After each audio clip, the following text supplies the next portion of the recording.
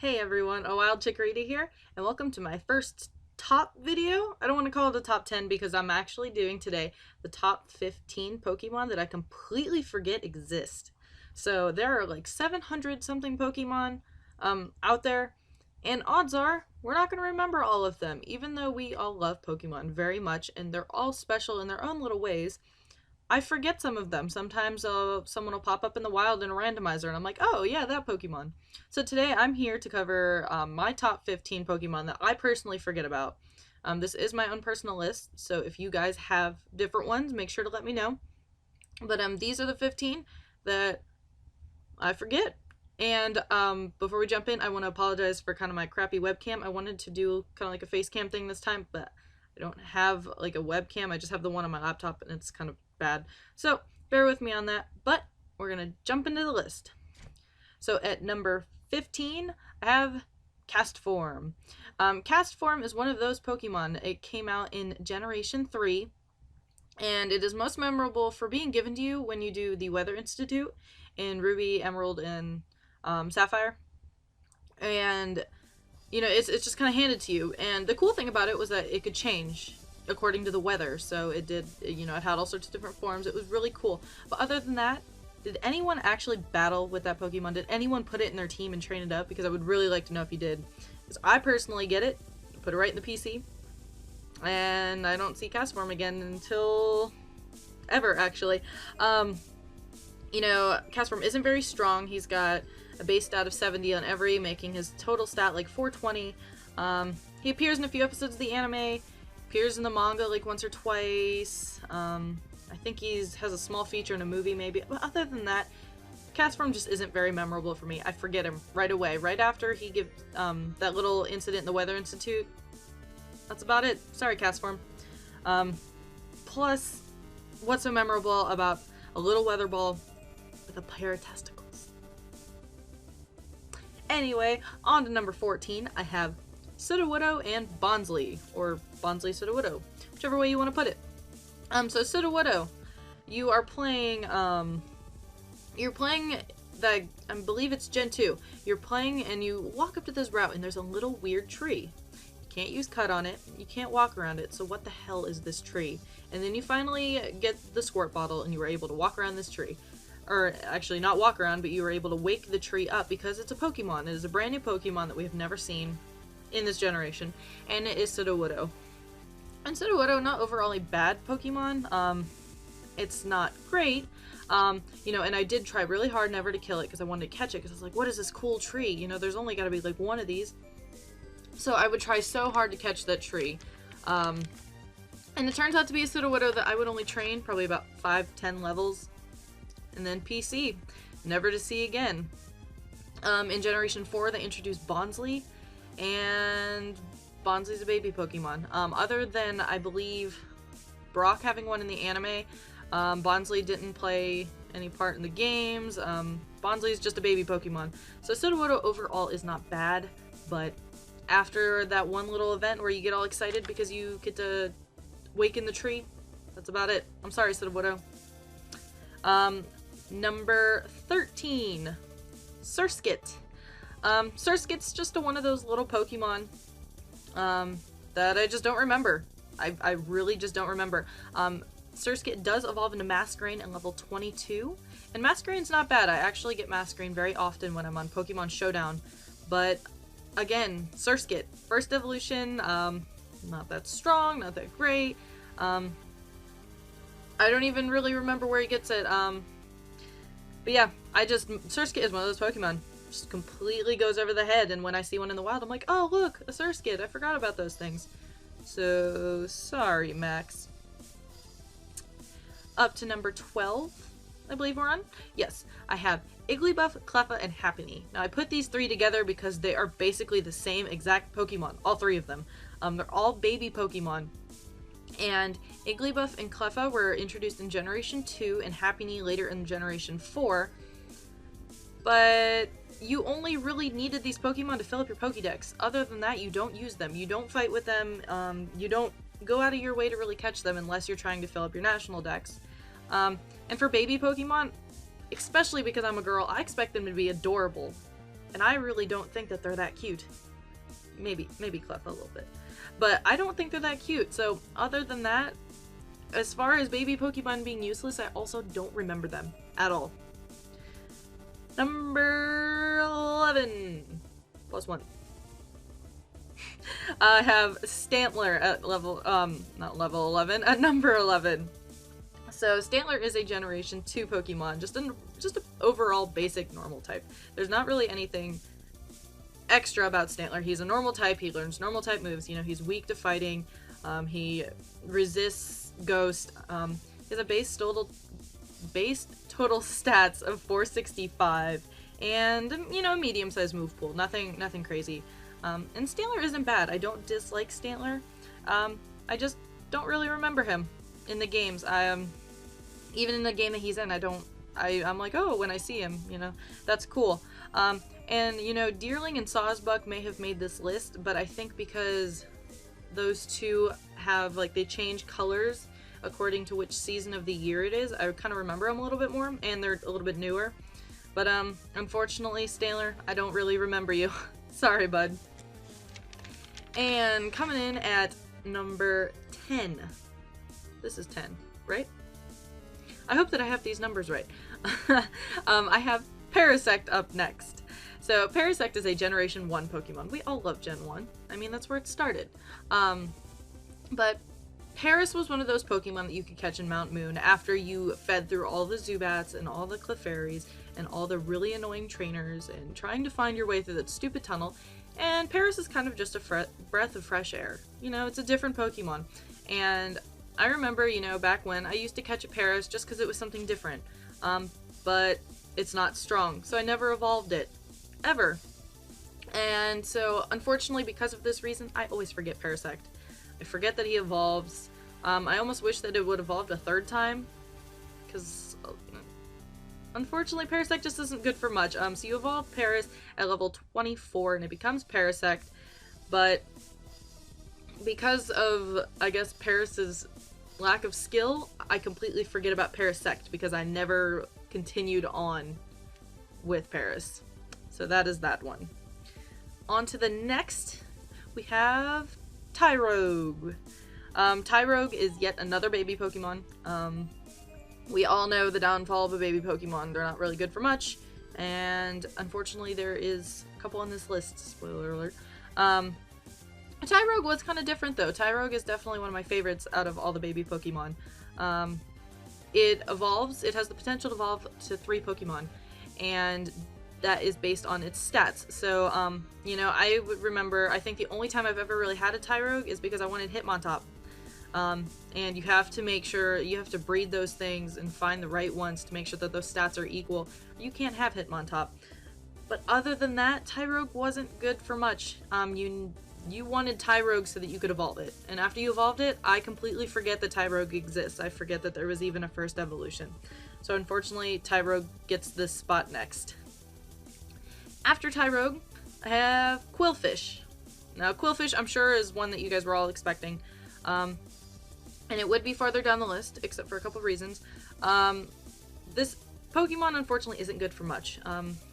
It isn't strong, it doesn't evolve, and its design isn't even that great. But the reason that it is not so far down on the list is because I wish that Nintendo would just give it an evolution, please. I actually believe in QWILFISH, and I think that it could be a pretty cool Pokemon. But that's an argument for another video. And even though I doubt any of this will happen, I'm pulling through for you, buddy. I like QWILFISH.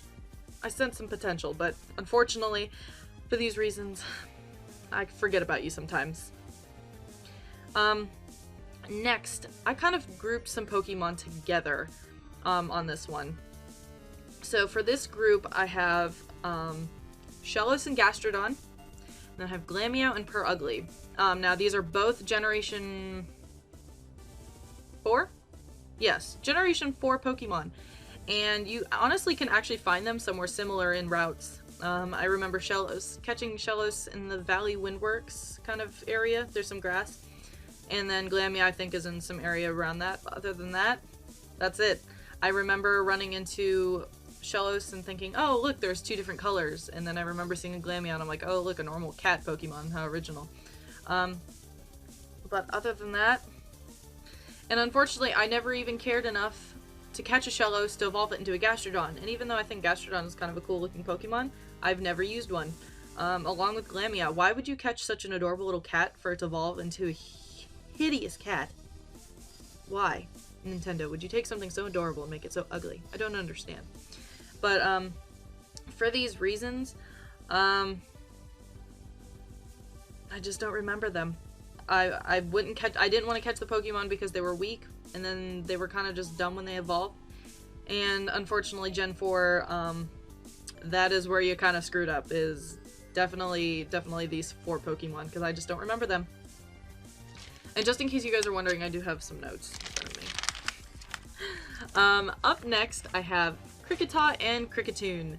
Now, these basic bugs are Generation 4 Pokemon, and my notebook is not behaving me, I'm sorry.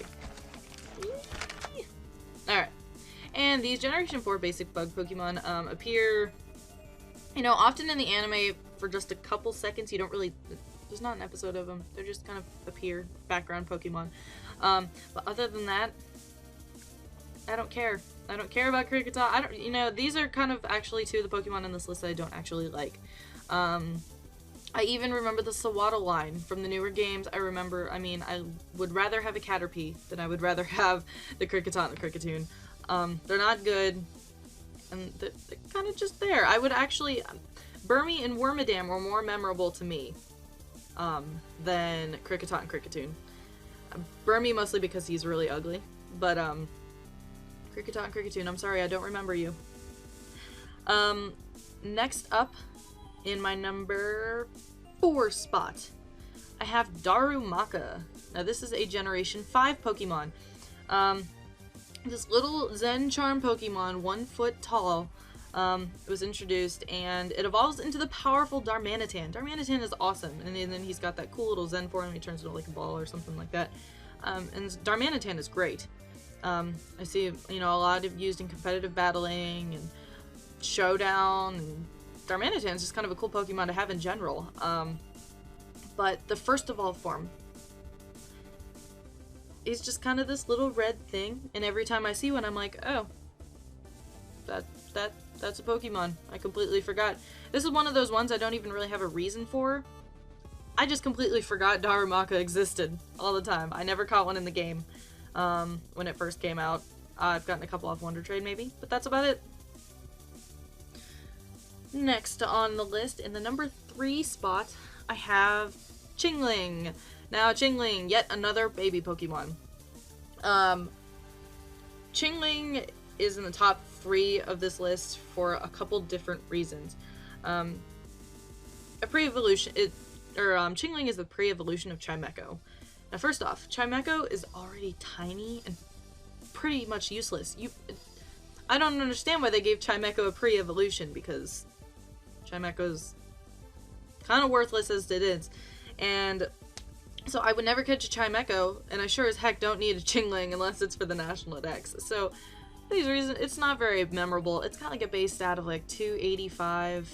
And really, that's it. Chingling, unfortunately, you're just... yeah, a little bell. And in the number 2 slot, I just hit myself in the face. Yes, I did. Is CRYOGONAL. Now, when I first saw this Pokemon in Generation 5, I was like, what is this awesome little pixelated snowflake thing? I thought it was epic looking. I was like, and overall I like most ice types, so I was like, this is an awesome Pokemon. I'm gonna catch one of these. And I caught one, and this is one of those Pokemon that I would level up like maybe 5 times, maybe 10 times, put it in the box, never saw it again. And it was kind of disappointing because I thought that it was going to be this epic addition to my team. I thought maybe they were even kind of rare, and then I realized that he's just kind of like an average Pokemon. And a lot of people didn't even like Gen 5. I stand up for Gen 5. I actually really like Gen 5. Don't hate me for that. But a lot of people don't like Gen 5, and I understand why. So a lot of people don't talk about CRYOGONAL or a lot of the Pokemon in Gen 5 in general. but definitely CRYOGONAL is not one of those Pokemon I hear about often, and for that reason, especially, and even his cool design, it was not enough to save him from the number 2 slot on this list. I'm sorry, CRYOGONAL, but I like you, but I don't remember you. And the number 1 Pokemon that I completely forget exists out of all 700 and I think 16, 19, 700 and something, is Cherrim. Now, Cherrim, for some reason, whenever someone says Cherrim, I don't even remember what that is. I have to think about what Cherrim is. I don't even remember it's a Pokemon. I don't remember it's a thing. And I remember the first of all form. I remember Truby. It's a cute little cherry Pokemon. Like, how could you forget that little cute little cherry? But I forget that it evolves all the time. I cannot seem to get myself to remember that it evolves. And the fact is that not only do I not remember it, but it even has 2 forms, and I forget both of them. And I don't register this Pokemon in my mind for some reason, so I'm really sorry, Cherrim, but for this reason, you were my number 1 on my list, because I don't even remember you as a Pokemon. I don't know. But, thank you guys for watching. This is my first top video, and you guys have made it to the end. Yay, so I hope that you guys liked my top 15 video. I know that a lot of the reasons kind of clash together, but, you know, reasons for getting some of the Pokemon are just kind of all similar. I just don't remember some of these, and it's not that I don't like them. I do like mostly every Pokemon. I think there's only a couple on this list that I don't like. But some of the ones I just don't forget about. I don't use, I put them in my PC, they get lost. No one talks about them, and that's that. So, that is my top 15 Pokemon that I completely forget exist.